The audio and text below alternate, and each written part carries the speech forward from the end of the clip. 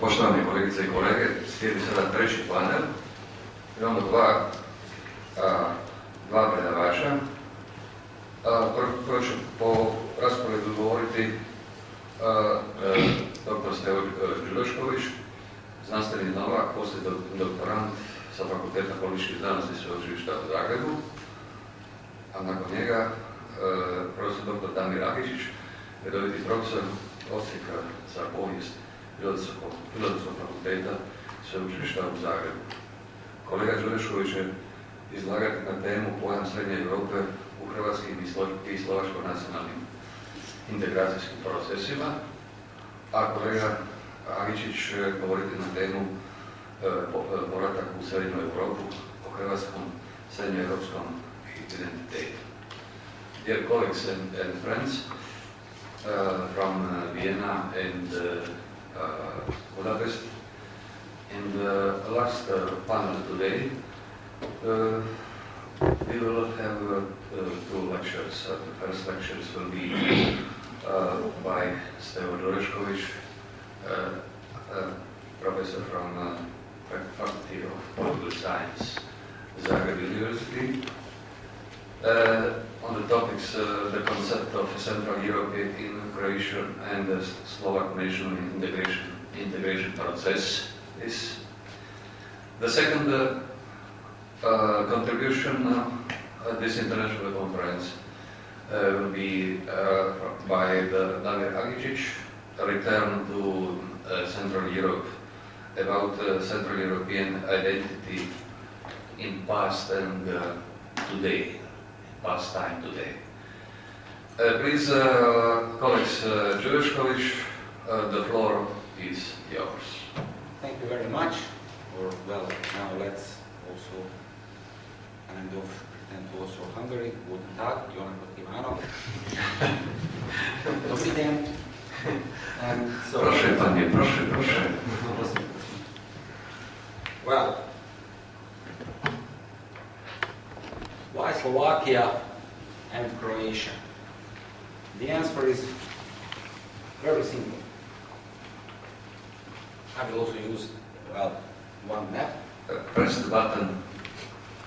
But what? Because For assistance, press button. assistance, please, because the slides are not going on. They don't screenplay. We'll just For information, press the button 1.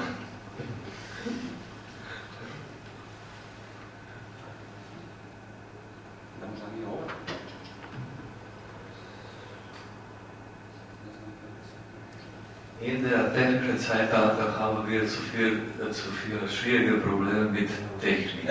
Und unsere Technologie dabei. Umlaut. Okay. Okay, so, well, basically, why Croatia and Slovakia? As you see from the map, and we can see that basically, well, now if you take into the consideration all this what was lectured before, especially at the first panel, we can see that basically both of these countries, both Slovakia and Croatia, are basically presenting kind of limes of Central Europe towards Southeastern or Eastern Europe. In the case of Slovakia, towards Ukraine, Belarus, Russia. In the case of Croatia, towards basically Bosnia and Serbia, and also Montenegro. The fact is that also, well, besides this, like similarities in geographical position, basically the both countries share quite a similar pattern of political history. So on the territory of the both countries, there were basically early medieval independent polities, now considered to be the first national polities in this national identity building narrative. This early medieval polity is basically in both cases, well, quite similarly joined or were conquered, as you wish, to Hungarian kingdom. So basically Croatia, well, Croatian early medieval kingdom in the early 12th century and Slovak early medieval kingdom in 11th century. And then basically the both countries, well, were for a centuries part of Hungarian kingdom. So they both in the early 16th century then together with Hungary joined the Habsburg Empire and stayed within the borders of the empire until its breakdown in the 1918. Well, beside this, there were some differences, of course, where firstly Slovakia was a pure territory or Félvidék, so northern land of a Hungarian kingdom, while Croatia was basically autonomous municipality in Hungarian kingdom, so having its own federal diet, viceroy called in Croatian ban, so certain level of autonomy, but what also basically determined later differences in the national identity building processes and hence the differences in the conceptualizing of the Central Europe within this, of course, national identity building processes. What we have also in similar, that basically in the both cases the ideas of national identity building processes started with ideas of ethnic sameness of Czechs and Slovaks and of the South Slavs. Interesting thing is that basically, let's say, intellectual fathers of Yugoslavism and Czechoslovak and respective Czechoslovakisms were Croatian and Slovak, and respective Slovak politicians, namely both Jan Kolar and Pavol Jozef Šafarik, basically were Slovaks. Well, basically, why the modern national identity building processes came to fore as within the ideas of ethnic sameness? There were two reasons. Basically, the first reason was, well, this ethno-linguistic argument that Czechs and Slovaks and South Slavs, respectively, are sharing the common languages, hence being one nation, or basically, or very close parts of one imagined nation.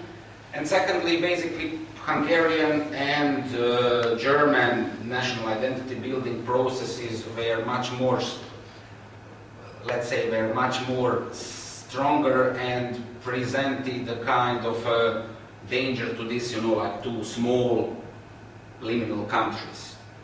Well, however, as a counter reaction to these two processes of basically this of Czechoslovakism and Yugoslavism, also appeared the ideas, okay, not separate but distinctive Slovak and Croatian nations, which are not part of South Slavic nation or of Czechoslovak nation. As I told you, well, basically later on the differences in this, like general frame of national identity building processes were that Slovak nation was basically based upon ethno-linguistic arguments that since Slovak are sharing a distinctive language and a common culture different than Czech can constitute its own nation.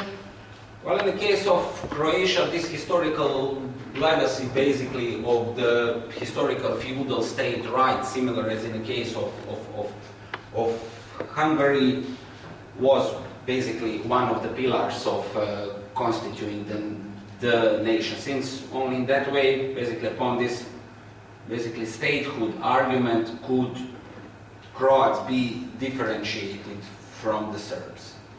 Well, from that perspective and from the way how basically this national identity building process of Yugoslavism versus Croatism and Czechoslovakism versus Slovakism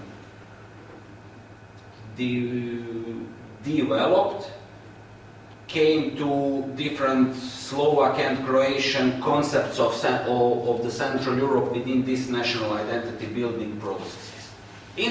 In Slovakia, in the Slovak master narrative, national master master narrative hitherto, basically the main concept was of Slovaks, Slovakness and the Slovak nation to present a bridge between the Central and Eastern Europe, while Slovak Czechoslovakism or Slovak Czechoslovakists neglect that concept of a bridge to extent, and we will hear later why and what were the characteristics of these concepts. In the case of Croatia, although there were few contesting concepts, also the concept of the bridge between East and West advocated in the 19th century by Croatian Yugoslavists, basically the concept which emerged as a dominant concept and became especially dominant in the 28th century was the concept of Croatia as Central European antemurale. I would say antemurale Catholicienticus or whatsoever would be in Latin towards the orthodoxies. Well, now how these concepts emerged. In the case of Slovakia, basically the idea of the distinct Slovak national identity emerged against the concept from the Hungarian national identity building that basically there is no Slovak nation or neglect of the Slovak nation in the 19th century, that they were conquered peasant masses civilized by Hungarian culture in a way that Hungarians came with their, let's say, war skills, but also when they settled here, they were baptized, developed a state-building culture, so that basically these more Slavonic masses who were present at the territory of the present-day Slovakia when Hungarian tribes came, were basically soaked into this Hungarian civilization. From the part of the Czech, or let's say, which is like a, even more interesting, Jan Kolar and Pavel Josef Šafarik, basically the Slovak vernacular was imagined to represent just one dialect of a Czech language. While the Slovak society basically was perceived to be, both culturally and socially backward in comparison to the Czech lands. Well, this concept reached a peak during when Tomáš Masaryk, in a Czech case, basically forged a Czech secular master narrative, which is still one of the, in public, which is still a current master narrative in Czech society today. So on the one hand, Czechs were like industrialized, they were secularized, they were basically Czech, upon the Masaryk, Czechs were perceived as kind of Germans of the West, of Slavonic world. While basically Slovaks were some kind of a backwardness peasants who were also soaked into this, like Catholic culture, which by Masaryk was perceived as a culture which hinders the modernization of the society. Since basically I don't now have time to explain, but Masaryk appropriated the Bavarian concept on a Czech history and basically implemented it on Czech history. So Czechs as a Protestant nation, blah blah blah, which were like more prone to modernization in relation to these Catholics and so. Well, these two narratives were contested basically by Slovak narrative on a distinctive national character.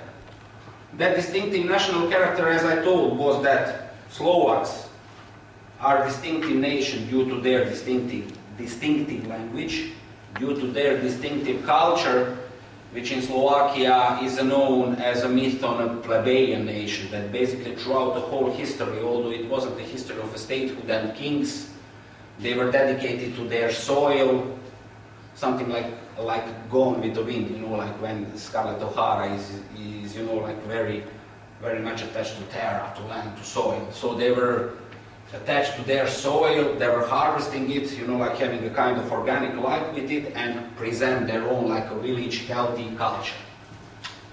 On the other hand, there was also the myth of ancestry, which is related to the Great Moravian State or the Great Moravian Empire. Well, Great Moravian Empire is a 9th century early medieval, so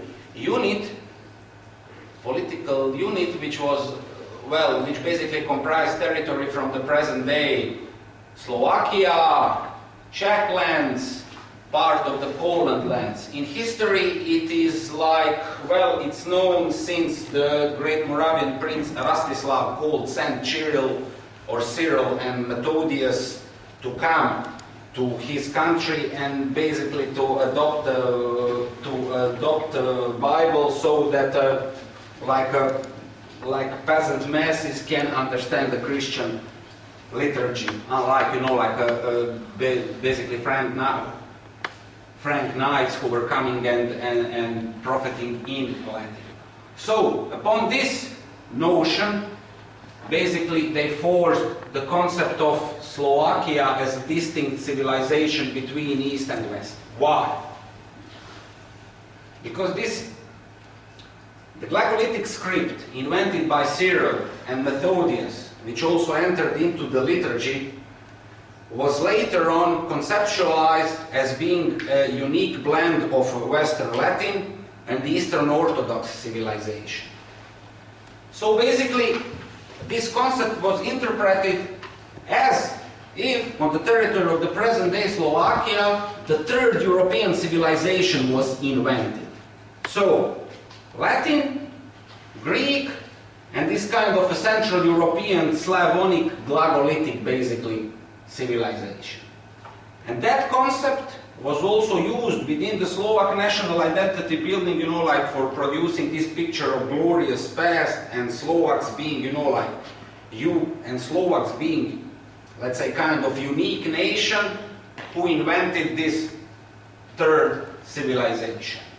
Also, what was the thing that in a contesting this kind of a Czech Masaryk discourse, Slovak, not only national awakeners, but also, like complete Slovak nationalist, national identity building master narrative, basically used the picture of a Slovaks to be kind of people of Slavonic soul, of course, understand the Ponty-Herderian notion. So, being very good in character, being, I don't know, well, whatsoever Herder and later Palatsky ascribed to the Slavs.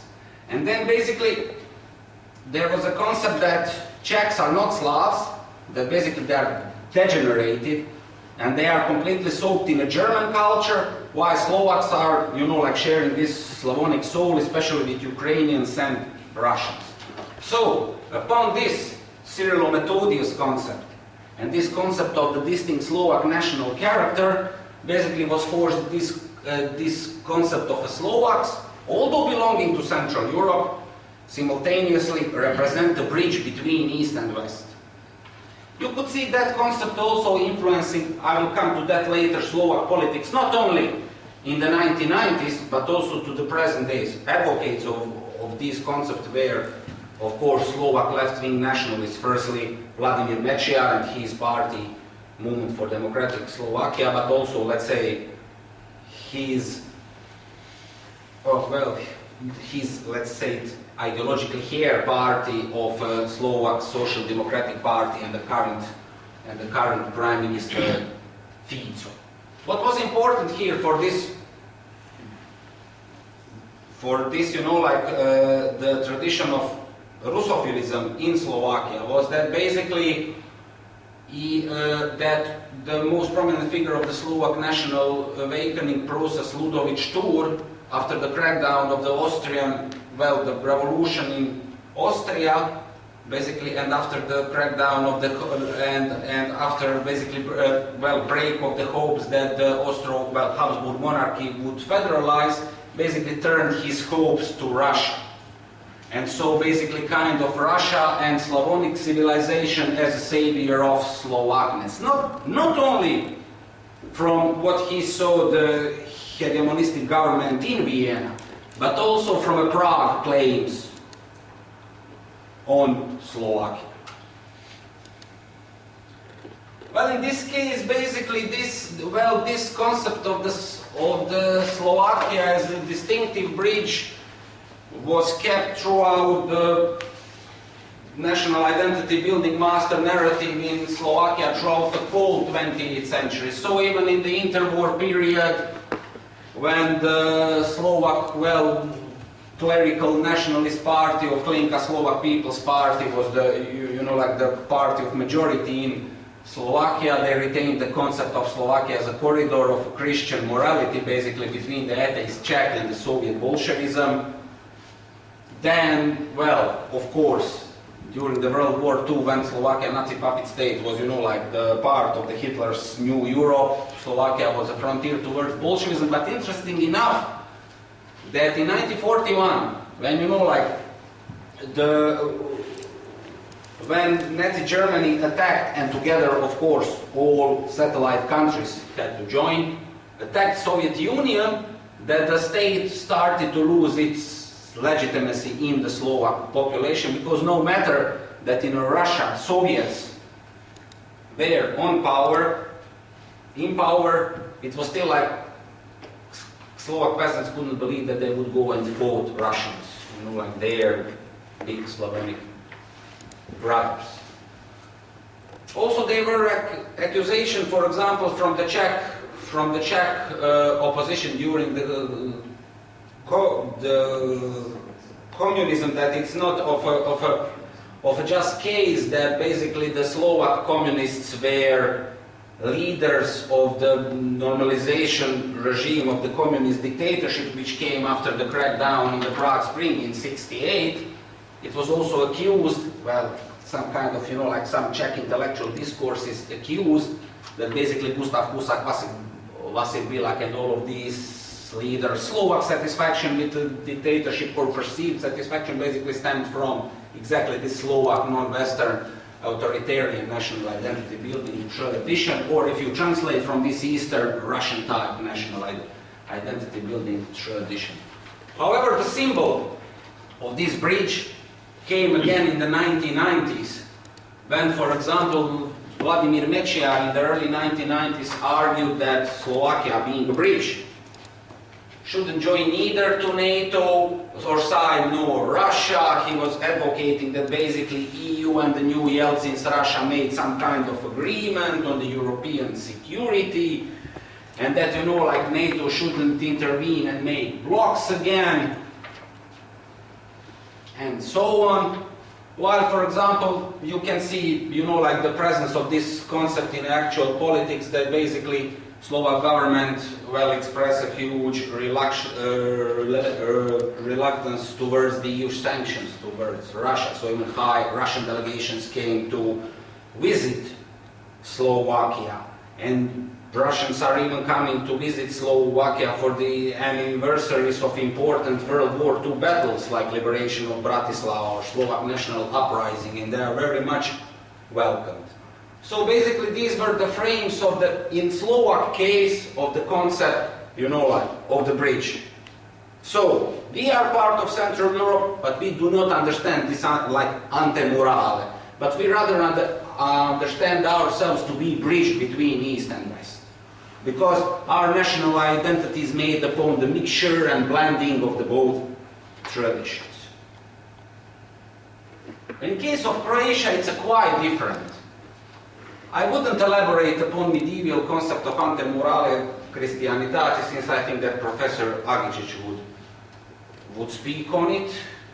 I don't know whether you would also speak on Strossmayer Rački and so on. However, these Croatian Yugoslavists basically also invented the kind of concept of like Croatia being a bridge between East and the West. These Croatian Yugoslavists were also more or less advocates of Palacký's project of Austro-Slavism. But the thing is that this concept of the bridge was a kind of a side concept, which was basically embraced by Josip Juraj Strossmayer and Franjo Rački, 19th century most important persons of Croat Yugoslavism, in a way that they see this concept of the bridge as a kind of a tool of the firstly and foremostly unification of Western and Eastern Christianity.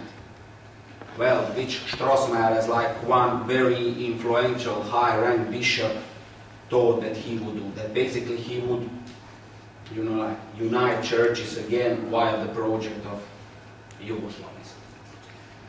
However, this project failed, and basically, well, the concept of the bridge also stayed within, you know, like the, not as a main concept, but let's say as a maybe peripheral concept of, you know, like a whole Yugoslav national identity building process. So for example, in socialist Yugoslavia, it was like more like a concept that basically socialist Yugoslavia, for example, well, build up the unique, let's say, kind of political system on the world based on the Yugoslav self-governing system, non-alignment politics, and so on. So basically that socialist Yugoslavia represents a kind of bulwark for South Slavic nations to both Eastern and Western imperialism. But basically, what is important here, and I would skip, I thought that our third presenter would be here and talk about Stjepan Radić, which is not like important, and I think I'm running out of the time. I would much rather speak about the construction of the master narrative. Basically, master narrative, real like foundation of the Croatia to be real antemurale of the West towards East, so towards Orthodox Serbs and so on, basically emerged at the turn of the 19th to the 28th century, when it was firstly conceptualized in a book of a few Croatian clerical writers like Ivo Pilar, Milan Šuflaj and Ciro Truhelka, who were basically really forging these concepts of the Croatians belonging to the Western versus Serbs belonging to the Eastern civilization, so having nothing in common except language, but otherwise having nothing in common. Where even like Pilar, who let's say developed this concept to the, well, who basically was the best, let's say, developed this concept more than other two authors, basically also argued that, as you see, Yugoslavism and Bolshevism would be Trojan horses of the Byzantine penetration to the Western civilization. And they also argued this, what we heard, that basically Croatia is belonging by its political tradition to the Central European or Western European civilization, based upon Enlightenment, modern state building tradition, separation of the church and the state, and high culture, and the most important soak in the German Rechtsstaat tradition, while Serbs belong to this Eastern Byzantine civilization, which is characteristic of the Asiatic despotism, firstly, then lacked of the modern state building tradition, so completely lacked of a Rechtsstaat any, and also, of course, having, you know, like not separating church from the state. Well, that concept, of course, became dominant during the World War II in a Croatian, like time of Nazi puppet states, NDH, nezavisna država Hrvatska, where Croatia was perceived to be western frontier of the new Europe towards Bolshevik, Slavonic, barbaric East. Yeah. So it is this basically antemurale Christianitatis, now antemurale of the West role, basically was constructed to be historical continuity of Croatian nation. There, for forging this concept, the most important is the year of 1918, which was basically marked as a year when Croatia was carved out from its eternal belonging to the Western civilization. And even in the all, let's say, more right-wing narratives throughout the 28th century, basically the time of 1918, 1991 was conceptualized as a time of a Croatian civilizational deterioration, in a way that it was like, firstly, economically harshly exploited by his backward neighbor and the ruler of Yugoslavia, Serbs, and secondly, that it was like culturally also deteriorated, so its Central European mentality basically was lost, by the, like time of the Serbian hegemony, which implemented by the force this Byzantine, Eastern, dictatorial way of governing the state. So in the both cases, of course, I here put 1941 and 1991 were basically marked, well, from different perspectives, of course, here to fascist Europe, here to democratic Europe, as a comeback to Europe. During the time of socialist Yugoslavia, of course, this concept, since it was like bourgeois nationalist concept of belonging to the West, was harshly suppressed. But when it came to the fore publicly, was in the late 70s when church started its jubilee, celebrating 13 centuries of Christianity in Croatian people. It was a, well, basically series of mass, let's say, rallies every year, while in the last year of this jubilee in 48, the ceremony even gathered, well, according to reports, 500,000 of the faithful. So it was a clear sign that basically Yugoslav regime, at least in my opinion, is losing its ideological legitimation. Basically, church back then launched this master narrative of Croatia belonging to Western civilization into the public and into the politics. And I really think that this, as already some authors emphasized it, that basically dissemination of this narrative basically prepared the ground for the HDZ and its president Franjo Tudjman to win the elections in a way that his national identity building narrative echoed to Croatian population. So, what happened in the 1990s? It's a funny thing that, of course, Franjo Tudjman, within, well, his national identity building project, adopted this narrative on, like, Central Europe, while claiming that for Croatian eternal belonging to the Western Europe, Central Europe, and the Mediterranean civilization. But it's a funny thing that simultaneously, as I mentioned, I read it only on a level of journalist articles, so I can't claim that it's true. But when Croatia was offered to join CEFTA, that basically politicians from the HDZ government was, well, quite prone to do it, but Tudjman said just no. They are simply economically more backward than we are. What shall we do with them? We would go straight to Europe like a star. So, basically also this idea, I think, of Tudjman, although he was like emphasizing this notion of Croatia belonging to Central Europe, he was also, well, let's say, prone as much as possible to say what he perceived to be independent Croatia. And it stems from, in my opinion, from his ideological concepts, which he elaborated very much in the book Great Ideas and Small Nations, a National Question in Contemporary Europe, where he emphasized that no matter being Eastern or Western, all these like global ideas, he said, as even universal Catholicism, socialism, liberalism, globalism, or projects like Yugoslavism or Czechoslovakism, or even this, let's say, integration processes are basically just functioning as tools of big nations' politics to conquer a small nation. So that small nations or national elites of the small nations should always devote just to their national causes and, well, by this devotion basically to preserve the independence of the small national states. So if I would say that Franjo Tudjman was maybe the greatest advocate of the European community, but a big opponent of the European Union, if you can understand me what I think upon that.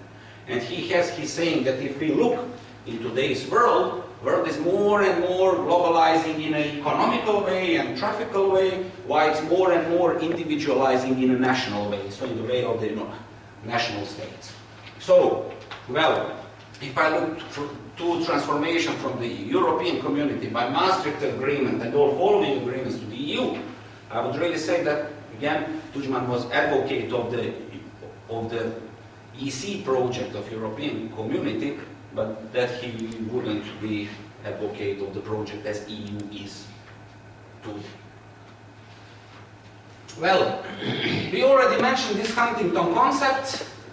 So basically, during the war 1992-95, also in a way like to legitimate Croatian intervention in the Bosnia, this concept, as Professor Milakovic also in the forward of the Croatian translation of Huntington's book, already emphasized, that basically Tudjman also embraced this concept, even claiming that, well, Huntington is basically found nothing new, that Tudjman already wrote some of these thoughts in his books, which exactly isn't true, I would say. And basically, he tried to legitimize Croatian intervention during the war in Bosnia, as Croatia being the antemurale towards the penetration of Islamic terrorism to Europe. How? Not only by, let's say, forcing, let's say, Muslim forces not to territorially expand, but that the project of the Federation of Bosnia and Herzegovina, so one entity, who should enter the kind of state alliance upon the agreement, I think, upon the Washington Agreement from the 1994, is basically the proof that Europe recognized internal Croatian civilizational role, and that by doing this alignment, Croatia would control Bosnian Muslims, so would control that Islamic terrorism would not penetrate further to Europe. And also he added that by this, what is enabled by the Washington Agreement, basically Croatia got a mission in westernizing Bosnia and Herzegovina, stabilizing and westernizing.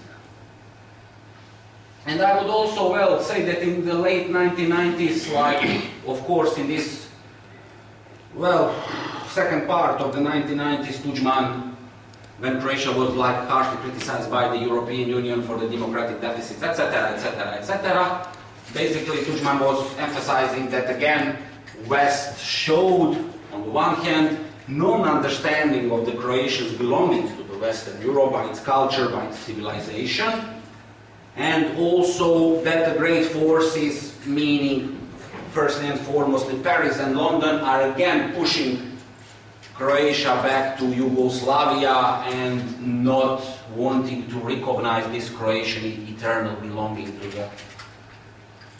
to the West. And as you see during the EU joining process, well, if you could listen upon this East-West discourses, it was always that Croatia is going where she always belonged. So Europe is not coming to Croatia, or Croatia is not coming to Europe, but just European Union is coming to Croatia, but Croatia was always part of Western Europe, and now it's finally, to extent, recognized.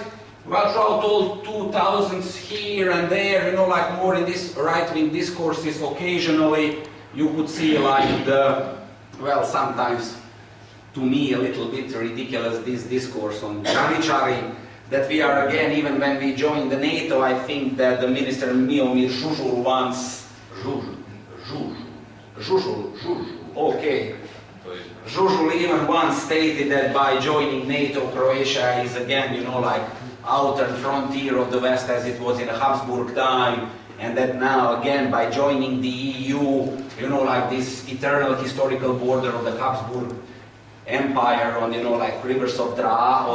rivers of Drava and Dunaj are coming to fore again, so Croatia is again serving its historical role of, let's say, gendarmerie of Western Europe. Well, that's all. Thank you very much. Thank you, colleagues Jošković, on your presentation, and his colleagues Damir Agičić. And I call for the presentation. Please. Dobar dan svima. Ja ću govoriti danas nešto o tom kako se u Hrvatskoj gledalo i gleda na ovaj pojam Srednje Europe. Ne, ja sam svi. Prije nekih mjeseci pol dana u Slavonskom Brodu bila organizirana relativno velika konferencija međunarodna sa nekih 60 sudionika i nekoliko sekcija gdje se govorilo upravo o problematici Srednje Europe, tako da u znanstvenom smislu to ipak nije stvar koja se zanemaruje. Mi smo prije 20 godina osnovali, odnosno preimenovali, a onda i preusmjerili katedru za povijest naroda SFRJ u katedru za povijest Srednje i Jugoistočne Europe. Ja sam na toj katedri započeo svoju karijeru i onda sam nekoliko godina i predavao. Predavao sam povijest Srednje i Jugoistočne Europe u ranom novom vijeku. Istraživački sam se bavio prvo Jugoistočnom Europom u formativnim godinama, tajnom politikom Srbije na Balkanu u polovicom 19. stoljeća, a onda sam učinio taj iskorak u pravcu Srednje Europe i moj doktorat, a i onda neko znanstveno bavljenje bilo je o hrvatsko-češkim, hrvatsko-poljskim odnosima na prijelazu stoljeća i isto tako o ovoj problematici Srednje Europe. Kad pogledate što pojam Srednja Europa znači, gdje smo i danas vidjeli na konferenciji, ja ću neke stvari možda i ponoviti, on nije jednoznačan. Različito se Srednja Europa definira u različitim zemljama, napose u onima koji toj regiji pripadaju ili barem žele pripadati, odnosno u onima koje se ne smatraju njezinim dijelom. Različito, i to se isto danas moglo vidjeti, znači velikima, različito malima, različito znači u njemačkom kulturnom krugu, različito u onome drugome, hrvatskom, poljskom, slovačkom, itd.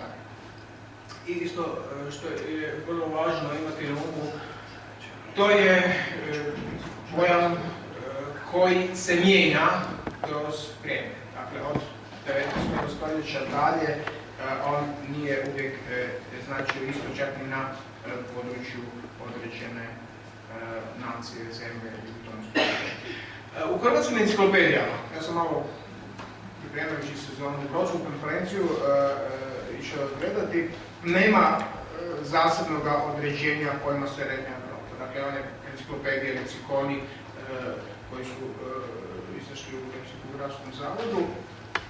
U hrvatskoj enciklopediji susreće se taj pojam samo u natuknici o Friedrichu Naumanu i to u onom dijelu gdje se piše da je on autor knjige Mitteleuropa, što bi po mome sudu možda trebalo, bolje bi bilo prevesti kao središnja Europa, a ne kao srednja Europa. Dakle, to je ona njemačka koncepcija Europe i centra.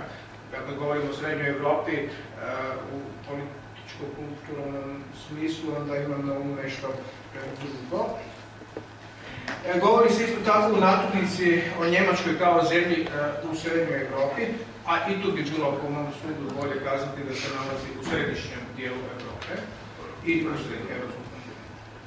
Kad se uzme Wikipedia, danas to osobito mlađe generacije, djeca u srednjoj školi ili malo stariji studenti bez toga ne mogu, a i mi znanstvenici sve češće zatim posežemo, pa onda nešto jesti postoji ako je na Wikipediji, a nema toga ako ne postoji, onda Srednja Europa ne postoji, odnosno tu piše da je to europska regija slabo definiranih granica između zapadne, istočne i južne Europe i onda se nabraja koje zemlje obično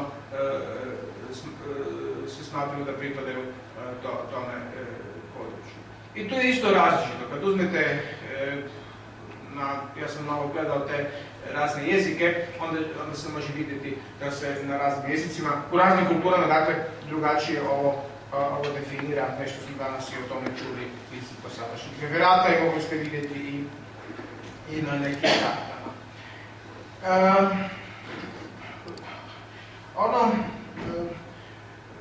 Čemu sam ja sklon definirati Srednju Europu, to je ono područje Europa između. Dakle, Europa između čega? Njemačkoga i ruskoga govornoga područja. Dakle, to je onaj dio europskog kontinenta koji se nalazi između Baltičkog i Jadranskog mora, odnosno između Njemačke i Rusije. I neki su autori to područje nazivali u nekim razdobljima srednjoistočna Europa. To je bilo on dobu nakon 45. pa onda da se razlikuje od istoka, od istočne Europe, umetali su taj pridjeva srednjoistočna. U središtu takva srednja Europa ima svoju jezgru i periferiju. U središtu takve srednje Europe onda bi se nalazile Poljska, Češka, Slovačka i Mađarska, dakle upravo Višegradska skupina, a periferija su onda neke druge zemlje, neke druga područja, pa tako i Hrvatska, koja čuli smo i danas već teži da se u to uključi koliko više može u ekonomskom političkom smislu. Valja, kad se gleda iz te povijesne perspektive, imati na umu još jednu stvar. Ova podjela Europe na zapadnu i istočnu je relativno nova. Ona nije bila uvijek u povijesti tako. Nekada, u antičko doba, je povijest bila, regija Europa se dijelila na civilizaciju, na Rim, područje Rima i barbariju, ono što je iza toga. Sjever i jug je bio puno važniji po tome pitanju. Grčka, helenistička, rimska kultura, a sjeverno ovo područje nekulture. Nije se u srednjem vijeku, pa čak ni u rano novovjekovno doba, govorilo o toj opreci istok-zapad. To se počelo govoriti tek više u 19. stoljeću. To je vrijeme kada u Rusiji zapravo počinju polemike između zapadnjaka i slavenofila i u tome smislu ulazi onda ova podjela i u širu uporabu. Navodilo se da je katolicizam i kasnije protestantizam uvelike utjecao na zapadni dio kontinenta, a bizantizam i pravoslavlje na istočni dio našega kontinenta i onda su se tu pojavile i ove koncepcije. Nemamo sada toliko vremena elaborirati sve to. Većih poteškoća nije bilo dok su postojala više nacionalna carstva.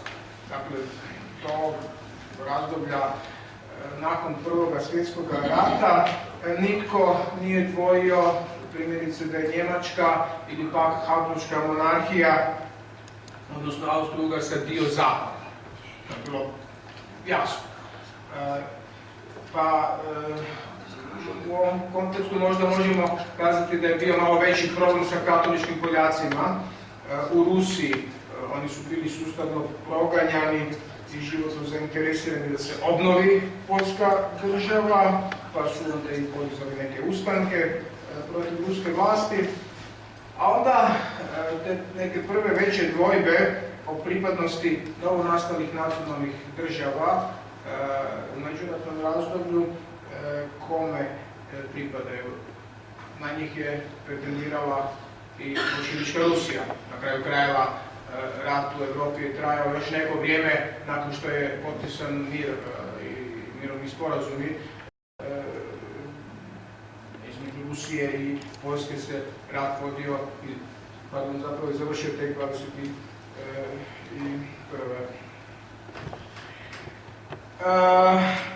Kasnije, vrlo brzo iza toga, je prijetnja postala nacistička Njemačka. Pa evo, spomenut ću tu što je početkom 30-ih Milan Hođa, slovački, a zapravo u to doba još uvijek čehoslovački političar, pisao i intelektualac pisao. Postoji cijeli niz razloga zbog kojih postoji i mora postojati Srednja Europa. Spomenimo samo Rusiju. kad ne bi bilo nijednog drugog političkog ili ekonomskog argumenta koji bi govorio u prilog Srednje Europe, bio bi dovoljan i samo taj da je suvremena Rusija sa svojim civilizacijom i društvenim sustavom jedan uistinu dio svijeta. Istok započinje tamo gdje započinje Rusija. Dakle, naravno da ovo područje ne želi tome. A onda je to 44. se dogodilo. Velik dio područja, praktički cijela Srednja Europa je došla ili postala sastavni dio Sovjetskog saveza ili došla pod jednu vrlo visoku kontrolu toga. I tu onda se dijeli vrlo izrazito u političkom smislu Europa podijelila na istočnu i zapadnu, što onda naravno nama u ovome području, kažem, nama da tu imamo na umu i Polake, Čehe, Slovake, Mađare, nije odgovaralo da ih se smatra dijelom istoka. Možda situacija u Jugoslaviji je bila malo drugačija, ali ovima to nikako nije odgovaralo. A pogotovo nije odgovaralo onim intelektualcima iz tih zemalja koji su mogli slobodno djelovati na zapadu. I oni počinju govoriti o ovome području kao o nečemu što zapravo pripada u tom političkom sustavu i smislu istoku, ali u kulturnom, povijesnom, mentalitetnom, ako hoćete, ne pripada. Vrlo važnu ulogu u formuliranju nekih pojmova odigrao je Oskar Halecki. Tko je bio Oskar Halecki? Oskar Halecki je bio poljski povjesničar koji je uoči Drugog svjetskog rata otišao u Ameriku i tamo ostao i postigao značajnu univerzitetsku karijeru i bio je zapravo najpoznatiji poljski povjesničar u emigraciji nakon Drugog svjetskog rata. A ono što je zanimljivo, a to zapravo nitko u Hrvatskoj ne zna, ako je čuo za Haleckoga, nije čuo da mu je majka bila Osječanka, kći župana Virovitičkoga, koja se udala za generala zapovjednika garnizona u Osijeku i onda s njime otišla u Beč i otac Oskara Haleckog se isto zvao Oskar, oni su tamo onda živjeli, taj otac je umro nakon nekog vremena, a Oskar Halecki se školovao dijelom u Beču, dijelom u Poljskoj i postigao tu znamenitu karijeru. On je podijelio Europu u tom svom pisnim dijelima na srednjo-zapadnu, srednjo-istočnu, zapadnu i istočnu naravno. Tu koncepciju je onda razradio, malo drugačije postavio Jeno Sić, mađarski političar, koji je odbacio to srednjo-zapadna i ostavio samo zapadna, istočna i srednjo-istočna i njegova značajna studija, nevelika, opsegovna, ali vrlo važna i utjecajna je Oris triju regija europske povijesti. Ona je prevedena vrlo brzo na sve svjetske i mnoge druge jezike. Mislim da je na više od 10 jezika prevedena, uključujući i na kineski u nekom trenutku. I u hrvatskom prijevodu se pojavila 1995. što je bilo kašnjenje od 12 godina u odnosu na mađarski original. I nekakav utjecaj minimalan u diskusijama je imala, ali mislim da je puno veći utjecaj te studije u tome što je koriste studenti povijesti sigurno, a možda i nekih drugih znanosti. U 90. godinama, dakle, i u Hrvatskoj je započela ta diskusija u nekoj većoj mjeri. Osim te knjige, bila je objavljena i knjiga Jacquesa Derridera 1998. Obje te knjige je uredio i poticao profesor Drago Roksandić, koji je na čelu ove katedre, što sam je spomenuo na početku svoga izlaganja za srednju i jugoistočnu Europu i koji je organizirao isto 1994. jedan veliki simpozij međunarodni o tome kako se i što treba predavati i kako se i što predaje o srednjoj Europi na srednjo-istočno europskim sveučilištima. Tu je bilo sudionika od Praga do Moskve, Kijeva i tamo smo razmatrali da neke koncepte Srednje Europe i tomu slično. Isto nekoliko godina nakon toga bila je prevedena i knjiga jelskog profesora Piotra Vandića Cijena slobode, po mnogima najbolji udžbenik, priručnik o povijesti ovoga srednjoeuropskog prostora u onom smislu kako sam ga definirao između Njemačke i Rusije, dakle povijest kad se govori o zemljama Poljske, Mađarske, Slovačke i Češke. E sad, Hrvatska i što je i gdje je Srednja Europa u Hrvatskoj danas. I gdje je bila prije. Pa, nešto se već i govorilo, neću ponavljati. Ono što je važno je da je Hrvatska bila nekako uvijek tu na rubovima. Pa od srednjega vijeka do danas je bila podijeljena među velikim silama, je tako?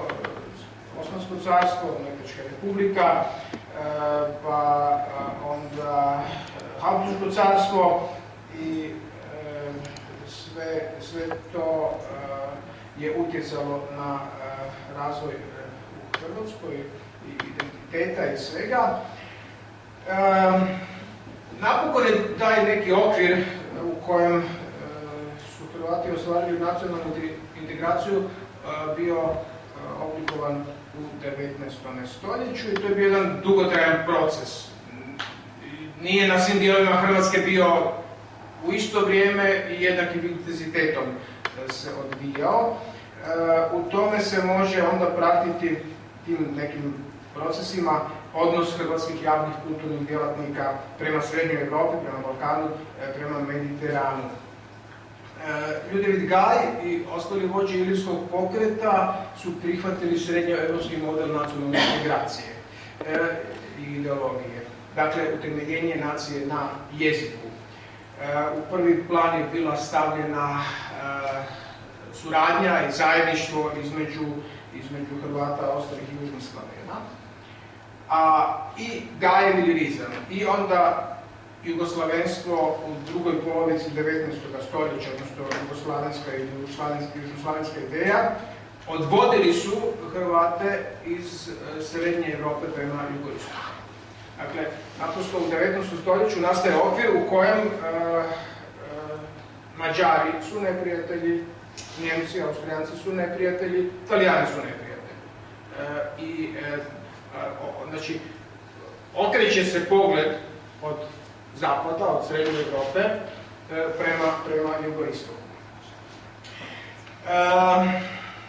Bilo je dosta onih koji su se vidjeli u čvrstom zagrljaju, bratskom zagrljaju, pod navodnicima, sa Srbima i Bugarima, odnosno u nekakvom sveslavenstvu. Bilo je i pojedinaca koji su išli korak dalje pa su zastupali nekakve rusofilske i panslavenske ideje, iako moram napomenuti da takvih nije bilo mnogo i nisu bili izrazito važni i nisu uspjevali steći nikad neki veći broj pobornika, a oni neki idealisti koji su učivali svoje poglede prema Rusiji i očekivali pomoć od Rusije za rješenje problema što su mučili hrvatsku naciju i općenito naš uži i širi prostor, su se vrlo brzo bili razočarali, pa tako i Eugen Kvaternik u drugoj polovici 50. godina i Stjepan Radić krajem 19. stoljeća. I situacija je ipak išla u tome da se odbacuje Zapad i Srednja Europa i da se ide u pravcu jugoistoka i južnoga Slavenstva.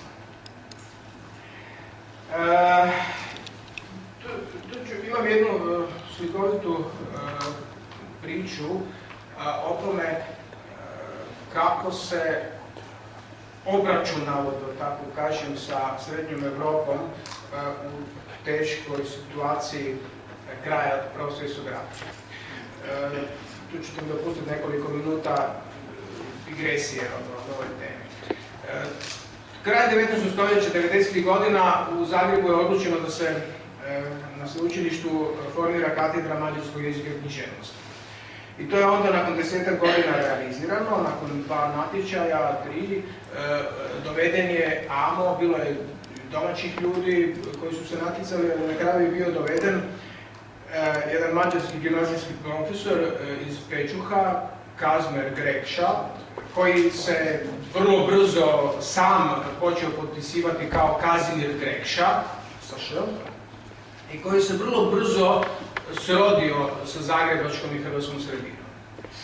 I predavao je on mađarski jezik i književnost redovito svojim studentima koji nisu bili mnogobrojni, nego manji broj, ali predavao je neke opće lingvističke kolegije na sveučilištu, tu je imao više slušača i ostvario je dobru suradnju sa profesorima, bio je, kao što su u to doba bili svi profesori, i dekan fakulteta 1910. 11. godine.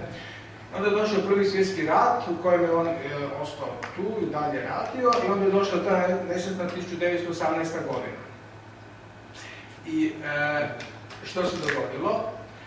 Pred njegov stan na Griču 1, jednog novembarskog jutra, prije podnevnog doba, zaustavio se automobil sa 2 policajca koji su došli i rekli da ga traže, ode u zatvor, ali imaju tu sreću da je bio bolestan od španjolske gripe i pustili su ga, ali su rekli da će doći za nekoliko dana opet i da on ima dati ostavku, odnosno tražiti umirovljenje i znači prestati raditi. Da nama više ne treba mađarsko, da nama više ne treba ovo što je.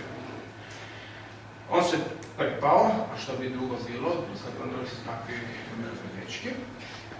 Napisao je odmah pismo profesorskom zboru, vrlo emotivno je reagirao da je on tu 15-16 godina, da se on tu srodio, da je on tu identitet, da je njegova hrvatska domovina postala i tako dalje, ali sad su nove okolnosti i on odlazi, daje znači, zahtjev za umirovljenje, odlazi u Pečuh i onda nakon 2 godine je umro, već je imao i godina, tako da možda je kao posljedica svega ovoga, ali uglavnom otišao je.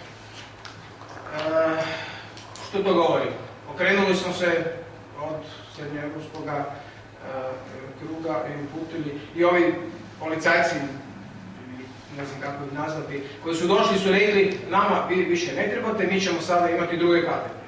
I onda su snimili naravno neke druge katedre. Povratak u Srednju Evropu 1991. je osnovana katedra za numerologiju, odnosno onda je 5 godina jedan drugi mađarski profesor koji je isto zavolio Hrvatsku i vrlo rado dolazi ovamo, Čaba Kiš, nastavio tamo gdje je Kazimir Grekša bio stao i opet dakle jedan povratak na toj simboličnoj razini.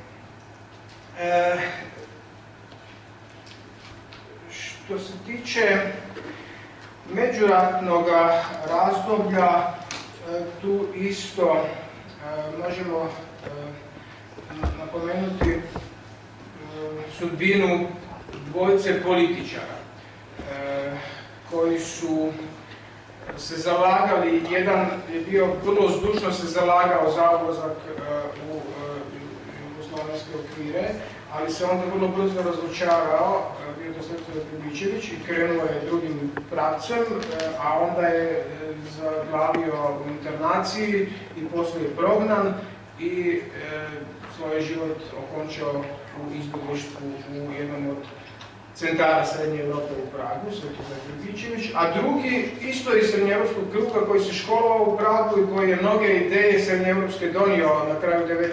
početku 20. stoljeća u Hrvatsku, Stjepan Radić, koji je na prijelazu stoljeća djelovao u češkom kulturnom i političkom pluralizmu. Da, tako je. On je 11. lipnja 1971. rođen, dakle. On je stradao u lipnju 28. u atentatu u Skupštini. I to, 28. što se događa, znači tu je Pribičević u nemilosti, u interne internacije poslije pa atentat na Radića i zastupnike. To dolazi do vrhunca krize u međunarodnoj Jugoslaviji i tada i neki od onih vrlo čvrstih branitelja ideje jugoslavenstva i jugoslavenske orijentacije u Hrvatskoj gube vjeru u projekt zajedničke države i opet se u velikoj mjeri pogledi upiru prema srednjoj i zapadnoj Europi. I to opet na koji način? Desni politički emigranti su završili u Italiji i Njemačkoj i tamo su onda bili pripremljeni i u onom nesretnom razdoblju rata preuzeli služiti kao marionetski upravitelji nezavisne države Hrvatske. Ali komunistički su uprli pogled možda malo istočnije, u pravcu Moskve, ali u nadi da će im onda doći nakon svjetske revolucije do širenja na područje cijele Europe. I kad je nakon rata uspostavljen novi politički poredak, onda je Jugoslavija ušla u zonu sovjetske dominacije. Znamo kako je išlo dalje, nakon nekoliko godina oslobađanje od te čvrste ruke, ali kako je izgledalo sa odnosom prema Srednjoj Europi u tome razdoblju socijalističke Hrvatske Jugoslavije. Pa smatralo se da je to, na kraju krajeva tako je bilo je teško tamo i odlaziti, nije bilo možda ni zbog čega, velikog razloga.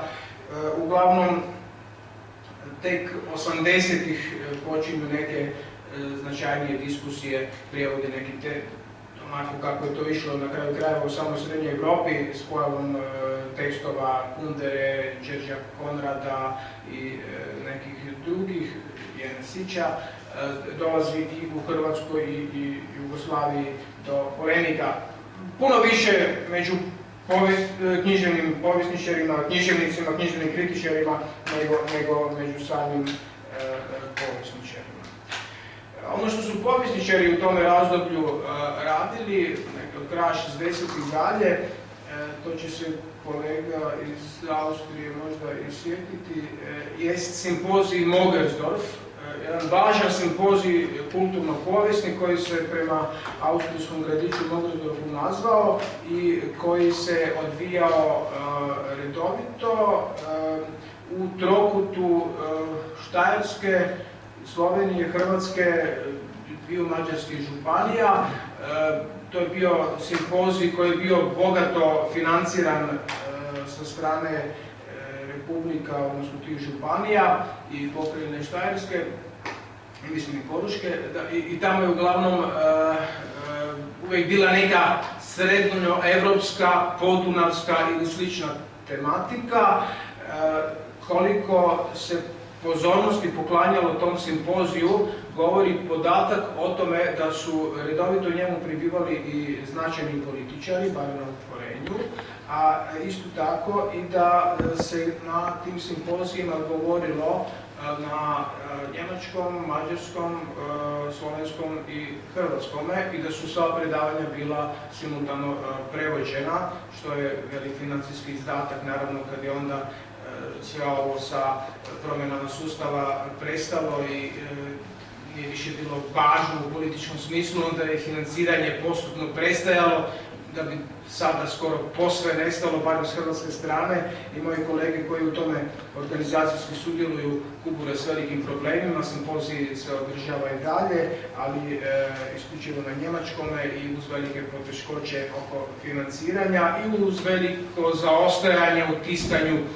materijala sa konferencija. Tematika je dalje srednjoeuropska i podunavska. Isto tako, evo ja sam pri kraju, još jedan sam jedan pasus. Ne zbog tebe i zbog nas. Da, ne. Prostora, vremena.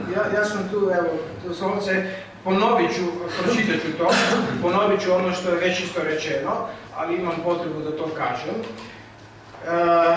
Kad se Hrvatska osamostalila kao nezavisna država, imala je veliku šansu postati dijelom još nekih srednjoeuropskih inicijativa, osim ovih koje sam govorio.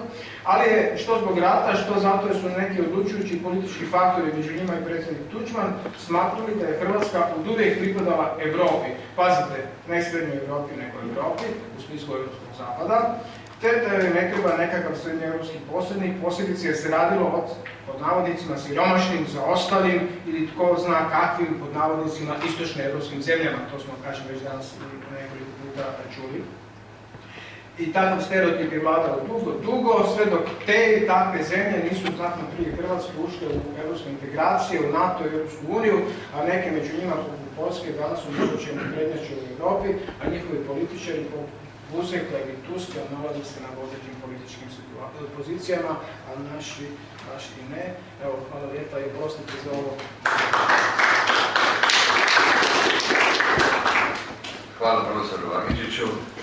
I sada preostaje na vrijeme za raspravu i naravno za sažetak predstavnog analize. Dakle, imali smo priliku čuti dvije prezentacije, jednu vrlo zanimljivu prezentaciju koja se temelji na usporednoj metodi ili komparaciji dva tipa internacionalne integracije po kriteriju sličnosti, jer često se u raspravama kulturološkim govori o sličnostima između nas i Slovaka, pa čak jezična barijera nije neka velika prepreka. Mislim, ako bi nekako gradirao, najbolje možemo razumjeti Slovake, pa onda Čehe, pa sad Poljake sa jačim nabojem i tako dalje. Uglavnom, dakle, radi se o vrlo zanimljivom izlaganju, jer je došao kolega do 2010. 12. i tako dalje. Možda je nedostajao samo jedan još novi iskorak danas, kakav je odnos spram teme koju je izlagao. A s druge strane smo na primjeru izlaganja profesora Vagičića vidjeli sve ove konceptualne nedaće oko definiranja pojma srednje ili središnje Europe ili literalne Europe. Pa tamo gdje postoji pojmovna poteškoća, odnosno gdje postoji problem konstruiranja samog pojma i pomoću kojega se izražava neki korelat stvarnosti, pokazuje svu složenost ove priče. A ta složenost se može pokazati kroz prostor i kroz vrijeme. Kroz prostor u kojem su se zbivali, koji su postojali različiti akteri i kroz promjene koje su bile rezultirane tim akterima, odnosno konceptima moći. I da ne bi ne više u ekstenziju, iz ovoga Damirova predavanja, na primjeru sudbine jednog sveučilišnog profesora, može se naznačiti tako nešto kao što je usud ili tragedija Srednje Europe. Tragedija Srednje Europe se biti dogodila između dva svjetska rata. Prva sa fašizmom, a druga sa bolševizmom. Prva sa fašizmom, ako gledamo odnosno nacionalsocijalizmom, ne fašizmom, nego nacionalsocijalizmom, jer je to razlika. Kad gledamo identitet Srednje Europe, da se on promijenio, jer ovdje u današnjem predavanju nitko nije spomenuo židovstvo kao sastavnicu srednjoeuropskog identiteta. Profesor. Dakle, židovstvo kao sastavnicu identiteta. Šta se dogodilo sa nalikom? To je prva tragedija Europe. Šta se dogodilo sa svojimom Europom, pogotovo sa intelektualnim dijelom te iste Europe, sa dolaskom Hitlera, sa Anschlussom i tako dalje, da ta ista Europa u kulturološkom smislu od Poljske pa do Austrije dala značajne osobe od Freuda, Krausa, Mahlera, ne znam nijakoga, Chopina i našega Krležu i tako dalje. Dakle, to je bio prvi usud i prva tragedija Europe, ništenje jedne sastavnice jednog identiteta. Dakle, nestanak dobrog dijela Židova. To što se dogodilo između dva svjetska rata, dogodilo se nama na vrlo sličnom primjeru u regiji koja se zove, hrvatskoj regiji koja se zove Slavonija. Ja sam živio u Osijeku od 1981. do 1997. I čak sam potakao jednog našeg kolegu politologa koji je radio kao novinar Glasa Slavonije da skupi sve što je napisao tada o Srednjoj Europi. Tako je nastala jedna zbirka priča, sjećanje na Srednju Europu. Što se moglo vidjeti kod nas u našoj kulturnoj i znanstvenoj produkciji 90. godina se otvorila ta tema. Ja sam išao isto napraviti taj klub o Srednjoj Europi i pisao sam o tom. Kad se pogled pisao sam o sudbini, o udesu Srednje Europe, na primjeru recimo samo Osijeka. Na primjeru Osijeka se može pokazati da je tamo značajan udio, da je Osijek bio multikulturan grad, mini Beč u kulturološkom smislu. S obzirom na njegove sastavnice, na hrvatsku, na slavensku, dakle svi drugi koji su živjeli tamo, i na austrijsku, odnosno na njemačku. Da se i dan danas tamo govori, neki stariji ljudi govore posebnim nekim jezikom, dijalektom koji se zove esikerski, znači esikeršprake. Dakle, da postoji čak i jedan profesor germanistike koji gaji tu cijelu priču o esikerima. I da je to 45. jednostavno nestao je jedan svijet, nestao je. Došli su ljudi koji su kolonizirali taj prostor. Uvijek je taj prostor, ono što sam ja za vrijeme rata tamo istraživao, to gdje sam se zatekao, on se uvijek naglo punio, naglo se prazni. Dakle, punjenje, pražnjenje i nikad se nije stabilizirao i tomu slično. Dakle, došlo je do nasilnog ulaza, do naseljavanja i priča se, to je lokalna priča, ne znam koliko ona ima utemeljenje u realnom svijetu. Dakle, jedni su izlazili, a drugi su ulazili i kako nije bilo ogrijeva, počeli su vaditi parkete, pa su ložili parkete, grijali su se i tako da. Dakle, to su neke sitnice i neke slike na tragu udesa Srednje Europe, ali u regiji koja se zove, hrvatskoj regiji koja se zove Slavonija. Naravno, stvar, baš mi je drago da se nabrojio ko je sve 90. godina prevođen, a mislim da bi trebalo spomenuti i Klaudija Martisa. Tako. To vrijeme ja sam živio u Osijeku i prednost starog totalitarnog režima je da niste imali nikakvog izbora. Nikakvog izbora niste imali, ali veliki je izbor bio u tomu što ste mogli ste čitati literaturu, niste baš previše smjeli komentirati, jer moglo se svirati klavir. Dakle, čitali smo u to vrijeme i Martisa, a u kontekstu ove priče koja se zove Tragedija Srednje Europe, ja ne mogu nikako se odjeti dojmu da je ona pala pod, da je ona bila žrtva druge sile, znači ruskog mede, i što se na literarnoj i filmskoj razini najbolje može pokazati na primjeru Kundergrad romana, nevjerojatna lakoća postojanja. Unträgliche Leichtigkeit des Daseins.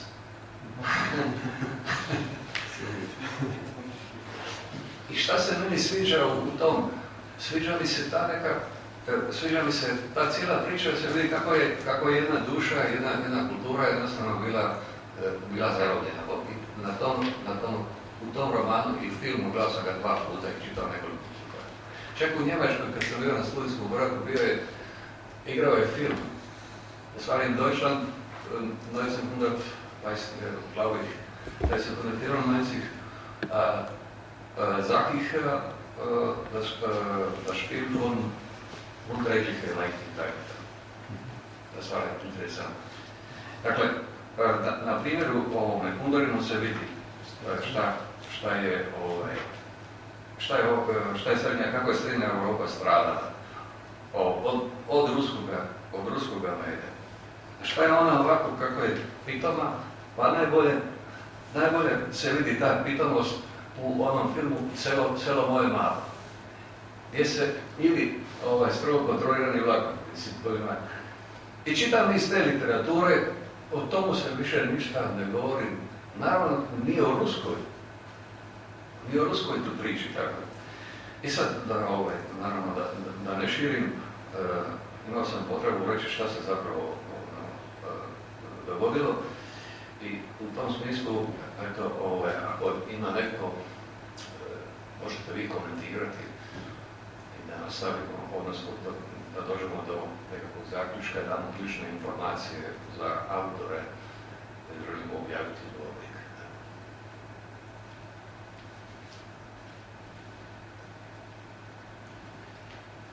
Ako nema nikakvih komentarča, ja bih samo rekao jednu malu sitnicu, tu bih dodao da zapravo čak i u ovoj raspravi o Srednjoj Europi, što se tiče kod nas je bio posvećen jedan broj Gordogana, ja mislim krajem 80-ih, a onda i Zvonimir Berković koji je poznat ovako po redatelju ovih naših srednjoeuropskih minijatura je napisao, mislim, ova pisma iz Diletanije ili tako nekako, koja je izašla, mislim, početkom 2000-ih gdje on tematizirao Srednju Europu, ovako malo krležijanski, hrvatski položaj u Srednjoj Europi i tako. Eto ovako, ako bi dopustite, ja bi ipak sažao cijelu, ne kolega, znate, ja malo požurujem ne zbog sebe, nego zbog prostora, kolega stalno pita kad ćemo odotršati, ali eto imajte razumijevanje, vidite koliko se godina nije raspravljalo u Srednjoj Europi, a iz razgovora našega sam zaključio da vas to interesira. Isto, nije do mene. Znam, eto, kolega. Ja bih samo htio prokomentirati, naime, provlače se dva imena se zapravo korištenja, srednja i središnja Europa. Središnja Europa i srednja Europa nisu ista stvar, to nije sinonim. Naime, središnja Europa je više ovako puna centralnosti, funkcije ekonomske, političke važnosti, a srednja Europa je čisto geografska. Znači, a Talijani imaju prijevod kao Europa centralna. Svačan, ali u našem jeziku mi imamo tu jezično bogatstvo da možemo diferencirati te dvije stvari. Kao administrativno i kao regionalno.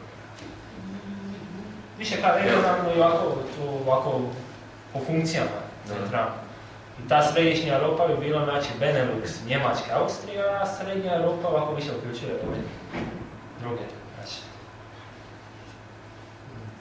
Mislim da srednja Europa je točni koncept i središnja Europa nije točni koncept. To je samo direkcija, samo ideja.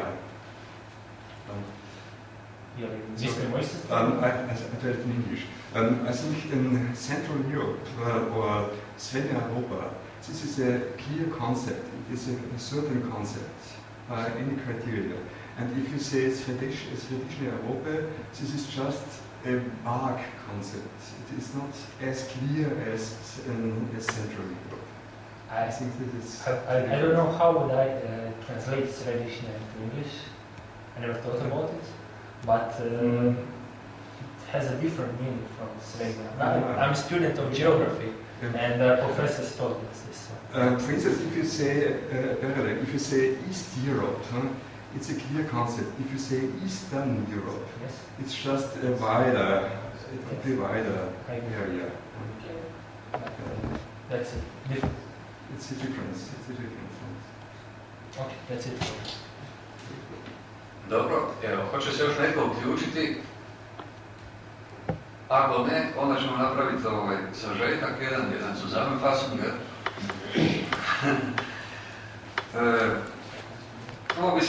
Prvo bi se zahvalio naravno svim sudionicima, svim uzvanicima koji su pristigli na ovu konferenciju. Ideja je konferencija bila, ono što se kaže, minimalistička. Otvoriti raspravu i diskusiju o jednom konceptu koji se, kao što smo vidjeli kroz vrijeme u realnom svijetu se mijenjao. U međuvremenu u tim mjenama i Republika Hrvatska je ušla u Europsku uniju, pa iz te perspektive potpuno je novo gledanje u odnosu na srednju Europu. Složili smo se da je identitet promjenjiva dinamička kategorija, da se mijenja u vremenu i u prostoru i da sve ove mjene koje su se sada nama dogodile u zadnje 2 godine trebaju ipak biti reflektirane, a reflektirane na način da se postavi temeljno pitanje, praktično političko i egzistencijalno pitanje. Ako smo unutar Europske unije, a identitetni prostori, polazimo od toga da ne možemo zanemariti niti jedan dio toga identiteta, ali sa naslova praktičnosti. Ako smo već unutar, ono što sam rekao, bitno je onda promisliti kako se prilagoditi u sociološkom smislu, kako se adaptirati, kako se integrirati, kako funkcionirati, kako slijediti svoje interese unutar nove cjeline, kako opstati, kako komunicirati sa susjedima, kako ne isključiti susjede, kako susjedima pomagati. To je ono kako ja vidim stvari. A stvari nisu tako postavljene, nego su postavljene na način da se zanemaruje artikulacija interesa unutar ovoga realiteta. I čini mi se, možda se meni samo čini, što znači da ne mora biti točno, da je u kontekstu identiteta jedna naša dimenzija i u vanjskom političkom smislu, da je trenutno prenaglašena, a trebalo bi voditi računa, što smo rekli, i o A, i o B, i o C. I sad već kad smo unutra, ako se s jedne strane, to smo malo prije razgovarali, ako se sa jedne strane nudi mogućnost suradnje sa višegradskom skupinom, neovisno što je Tuđman rekao tada što je rekao, ne možemo mi biti robovi niti jednog mišljenja, niti jednog političara, niti jednog državnika. Mi možemo to čuti i uvažiti i tako dalje, ali ne možemo dogmatski tumačiti stvari. Živimo u novim okolnostima, u novom realitetu i u tom smislu zašto ne propitati mogućnost suradnje sa višegradskom skupinom. Dakle, tu se nudi jedna mogućnost, a s druge strane se igra ili je karta bačena na ovu, da tako kažem, regionalsku stranu. Dakle, tu se ide u nepoznato, ne zna se šta se nudi, a s druge strane ovdje se nudi i kaže se faktički ne hvala. Dakle, treba voditi jednu, ono što se kaže, realističku politiku koja je utemeljena na interesima, naravno i nekako interes dovesti u sklad ili u ravnovjesje ne, ali u neki minimalni sklad sa identitetom. U tom smislu je zamišljena ova konferencija koja je dio aktivnosti novonastajućeg think tanka od Instituta za europske globalizacijske studije. Mi ćemo se 23. listopada opet naći na Filozofskom fakultetu u Splitu, gdje ćemo raspravljati na temu mediteranskih država, Europa, regija i Mediteran. Rasprava će se odigrati na Filozofskom fakultetu, kao što sam rekao, i to baš na peristilu, da ne bi bilo zabune, dakle na peristilu.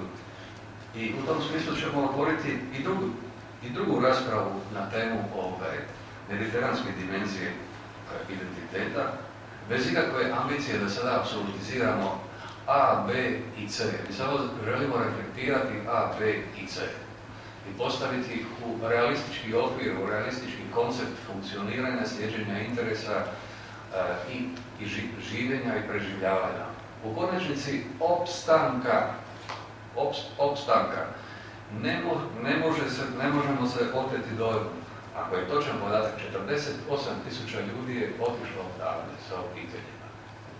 Postavlja se pitanje tko će proizvoditi, ko će raditi, ko će nam dati penzije, ako se ovaj trend nastavi. Znači treba doći do promjene, u mentalnom smislu treba doći do promjene koncepta i strategije društva i države, unutarnje politike i vanjske politike. Otvarat ćemo, ovo sve govorim zbog toga što ćemo otvarati, ako je potrebno, dijabolične teme o kojima se ne govori. Jer uvjetno rečeno, u slobodnom društvu liberalne demokracije imamo novi tip kontrole mišljenja. Protiv te kontrole ćemo se boriti, odnosno protiv te kontrole ćemo se boriti na način da ćemo organizirati različite rasprave, pozivat ćemo različite ljude, vidjeli ste da su ovdje različiti ljudi, da se pokazala tolerancija u razgovoru,